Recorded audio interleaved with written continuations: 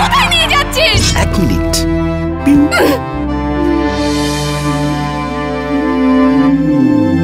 আমি কে?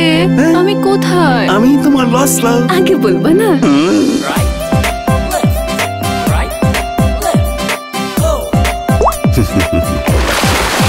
দুশ্মনী করো না প্রতীক, মারো শয়তানটাকে। আরে ভাইরাল ছেলে। যেখানে সেখানে যখন ইচ্ছে তখন বেচা কেনার দুরন্ত এক মাধ্যম।